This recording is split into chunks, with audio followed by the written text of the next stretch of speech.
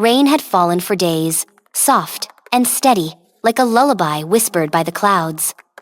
The little village of Windlebrook sat under a blanket of gray, where rooftops glistened with water and puddles mirrored the sky. Trees drooped with silver droplets, and the air smelled of wet leaves and earth. Children watched from windows, their noses pressed to the glass, waiting for the sun to peek out just once, but it never came. In a quiet corner of Windlebrook, nestled between mossy hills and a whispering forest, a single cottage stood with its windows aglow. Inside, soft light danced across the walls, bouncing off shelves lined with jars of color, rich blue like ocean dreams, buttery yellow like warm toast, rose pink like sunrise on snow. They weren't ordinary paints.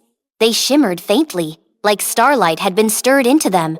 At the heart of the room sat a girl named Elira, her tiny hands covered in splashes of color.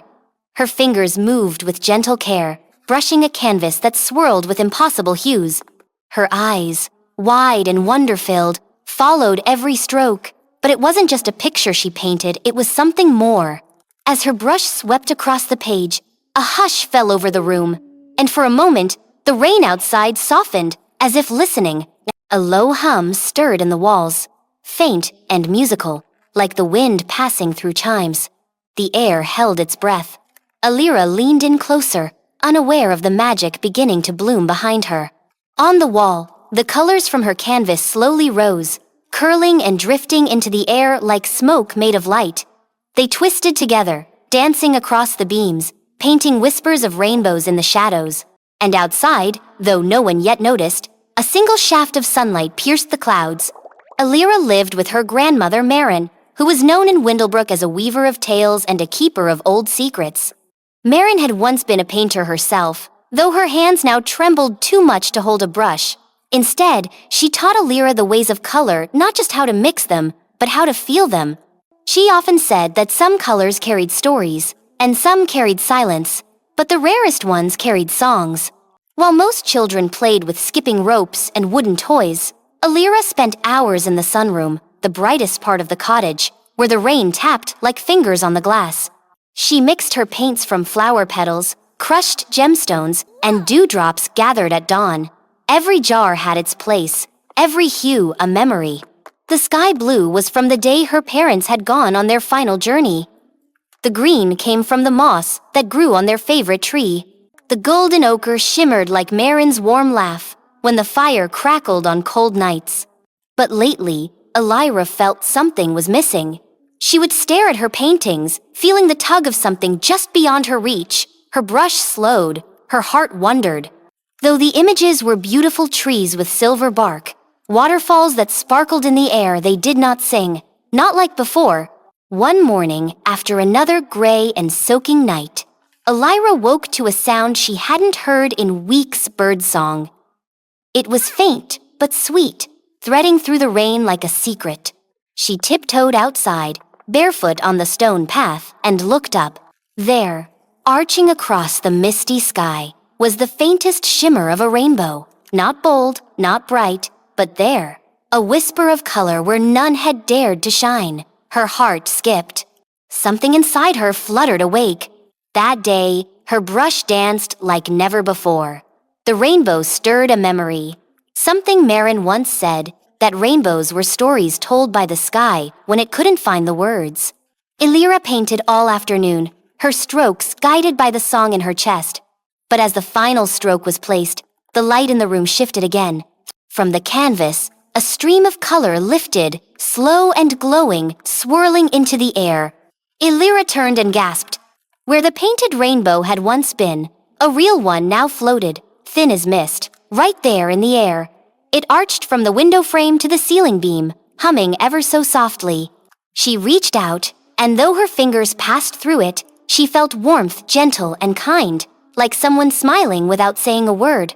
That night, she couldn't sleep. Her thoughts danced like fireflies. She had painted something that came to life. The next day, Elira tried again. This time, she painted a field of sunflowers with a sky bursting with dawnlight. And once again, as she finished, colors curled up into the room. Light spilled across the wooden floor, warm and golden, like morning sun. Word soon spread. Villagers, curious and quiet, began to wander up the hill. They stood in the rain, hoping for a glimpse through the glowing windows. No one knocked, not yet. They only watched as soft rainbow light drifted from the chimney like dream smoke. Alira saw them, but didn't open the door. She wasn't ready, not yet. But the colors grew stronger, wilder. She painted a rainbow forest with trees that shimmered like crystal and leaves that rang like bells. And soon, in the backyard, saplings began to bloom, none like Windlebrook had ever seen. Their trunks shimmered silver. Their leaves chimed gently in the wind. That night, Marin sat beside Alira with quiet eyes. She told her that long ago, before the village had stone roads and tidy fences, the world was full of living color. Not just flowers and sunsets, but true color. Color that moved, that spoke, that healed. Painters were once guides of that magic, but over time, people stopped believing. They forgot how to listen, and so the colors faded. Marin had seen it once, in her youth, but she had never been able to summon them herself. Now it seemed Alira could. The next morning, something was different. A hush hung over the village. Rain still fell, but it came soft and silver, almost shy. People stepped outside and gasped. Tiny rainbows hung in the air, like floating ribbons. They danced between trees, curled around rooftops, and shimmered in puddles. Laughter filled the streets. Children reached out, trying to catch them, giggling when they passed through their hands like gentle breezes. Still, not everyone was delighted. From the tall stone house near the town square, Master Gorin watched with narrowed eyes. He was the mayor, a serious man with serious shoes that clacked loudly on cobblestones. He didn't like nonsense, especially nonsense he couldn't explain. He visited the hilltop cottage that afternoon, coat stiff and umbrella sharp. He knocked once hard. Alira opened the door slowly, paint smudged on her cheek. He looked around, frowning at the swirling colors on the floor and the soft hum in the air. He asked how she was making the rainbows. Alira shrugged, unsure herself. He warned her, rainbows were fine for skies and children's books, but floating magic, growing crystal trees, and rain that sang, that was dangerous. It could confuse people. Make them expect the world to be better than it was. He left without saying goodbye, his boots soaking in rainbow puddles he refused to look at. That evening, the sky grew darker.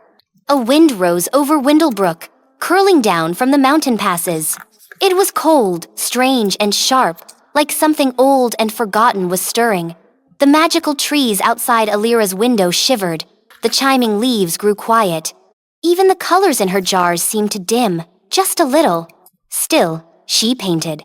She tried to paint warmth, light, joy, but the canvas refused. Her colors turned dull, the shapes smudged. A streak of gray spread across her sunflower sky.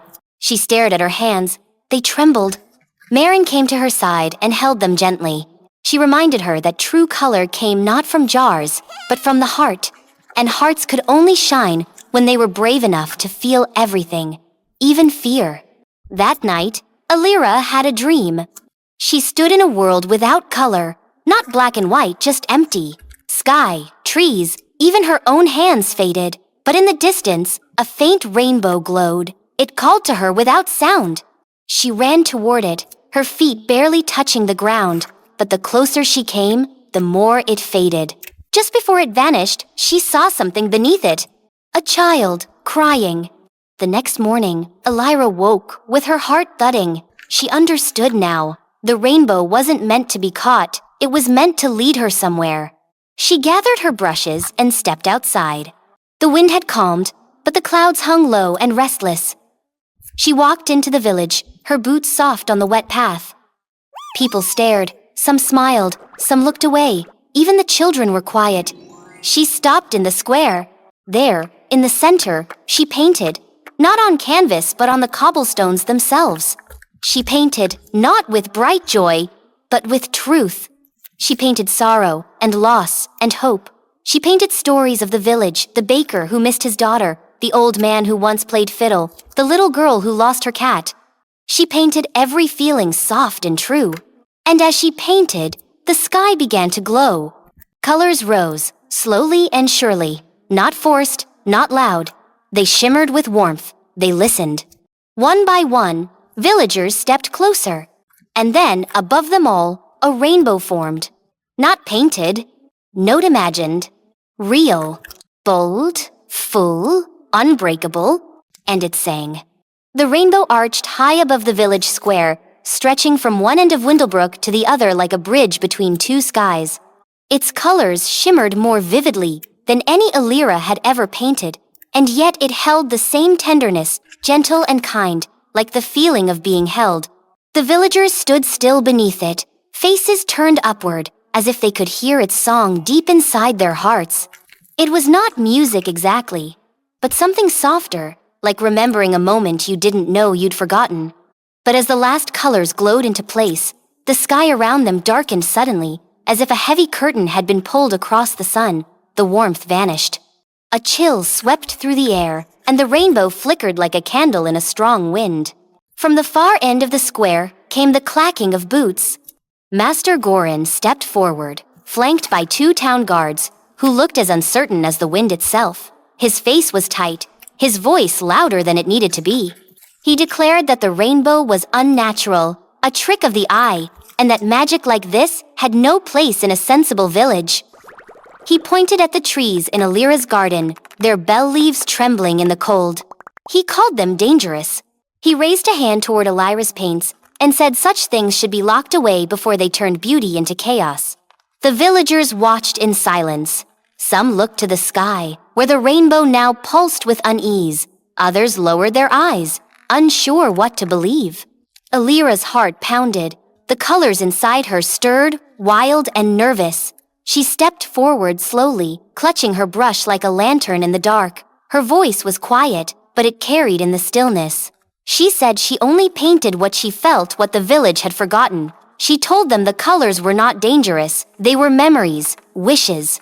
The pieces of their hearts they had tucked away when life had grown too quiet, too gray. But Gorin would not hear it. With a sharp gesture, he ordered the guards to take down the trees, pour water on the paints, and end the nonsense once and for all. The guards hesitated. A child stepped forward from the crowd, a little boy, maybe 6 years old. He held a drawing in his hand, colors smudged and bright. He said the rainbows made his mother smile again, that she hadn't smiled since winter, when the snow had taken their garden and her laughter with it. Others began to speak. An old woman said her dreams had returned the night the rainbow floated over her rooftop. A man with a missing tooth said his nightmares stopped when the trees sang outside his window. A mother with a sleeping baby said the colors had brought back stories she thought were gone forever. The crowd began to shift. But then, a great wind howled down from the mountain, colder than any that had come before. It tore through the square, snuffing lanterns, rattling shutters, and bending trees. The rainbow above flickered and bent. The colors began to bleed into the clouds, pulled upward like threads unraveling. From the storm, a voice rose, not a human voice, but a groaning ancient whisper, like trees creaking deep underground. It wasn't angry, it was lost. Alira's breath caught. She knew, without knowing how, that the wind wasn't just wind, it was something broken, something old, a sorrow that had forgotten its name. Marin, who had appeared quietly in the crowd, reached into her pocket and handed Alira a small jar. Inside was a single color one Alira had never used. It shimmered softly, like the horizon just before sunrise. Marin nodded once. Alira turned to the sky. She opened the jar. The wind shrieked and twisted, trying to steal the color before it could bloom. But Alira raised her brush, dipped it into the shimmering paint, and began to move. Not on canvas, not on walls, but in the air. She painted with her whole heart. She painted the pain of forgetting, the ache of loss, the fear of being different. She painted loneliness and the long silence of gray days. She painted for the brokenness inside the wind itself. And then, she painted healing. She painted a memory not hers, but one the storm had once known, a time when it had been color too. a time when the sky had sung in joy, when clouds had danced instead of wept. The brushstrokes glowed, stretching out into the wind like ribboning light. And for a moment, just a breath, the wind paused. It hovered above the square, wrapped in shimmering strokes of warmth and light, and then it wept. Not with rain, with color. The wind folded inward, trembling like a child waking from a nightmare. The clouds parted slowly, revealing a sky deeper than any blue Alira had ever painted. The rainbow reformed above them, steadier now, bold and full, arcing with purpose. And then the wind exhaled. It drifted upward, not with fury but with peace. The magical trees in Alira's garden straightened. Their chiming leaves rang clear and bright. Flowers bloomed at the edge of the square, wild and strange and beautiful. The villagers stood in silence, hearts full and quiet. Master Goran, too, remained still. He looked up at the sky, at the colors moving freely once again, and something in his shoulders softened. He turned, coat billowing, and walked away, not angry, just quiet. Alira let the brush fall to her side. The jar in her hand was empty. Not because the paint was gone, but because it had become part of the world again. A cheer rose from the villagers, soft at first, then louder, a ripple of joy that spilled like sunlight. Children danced beneath the rainbow, parents laughed through their tears, and the sky, finally free, sang above them. Alira stood at the center of it all, her heart still thudding, but not in fear, in wonder. Days passed, and the skies above Windlebrook no longer clung to gray. Instead, they wore colors like a patchwork cloak, soft pink mornings, golden afternoons, and dusky violet twilights that twinkled with stars before nightfall. Rain still came, but gently, like a kind visitor tapping on the rooftops, leaving behind puddles that shimmered with quiet magic. Alira returned to her cottage on the hill, where the garden had grown lush and strange. The crystal-barked trees now hummed peacefully, their bell leaves ringing with each breeze. From their branches hung tiny blossoms that glowed faintly in the dark, like sleepy fireflies. The sunroom windows were always open now, letting in light and laughter. But Alira no longer painted just for herself. Each morning, children came with their fingers stained in bright color, carrying dreams tucked into pockets. They sat on the garden stones and painted beside her on paper, on wood, on rocks and leaves and sky. Some painted suns with smiling faces, others painted lakes that sparkled with starlight. And one boy even painted a bird with rainbow feathers that flew straight from the page and circled the treetops before vanishing into the clouds. Marin watched from her wicker chair, her shawl wrapped around her shoulders, a soft smile on her lips. Her hands still trembled, but her heart no longer did. One morning, Elira woke before the sun. The world was hushed, still wrapped in the softness of dawn. She stepped outside barefoot, the grass cool beneath her feet. The sky was pale, almost empty.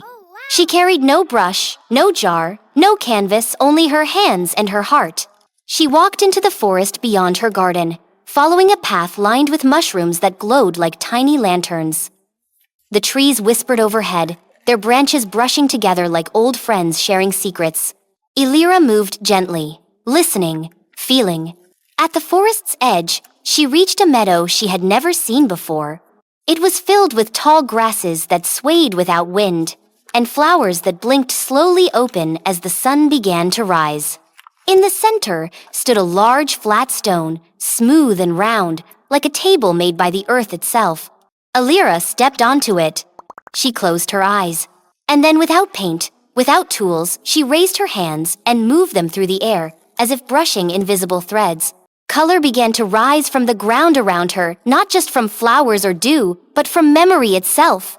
She pulled golden laughter from the grass, soft blues from the stillness of morning, deep reds from the warmth of old stories.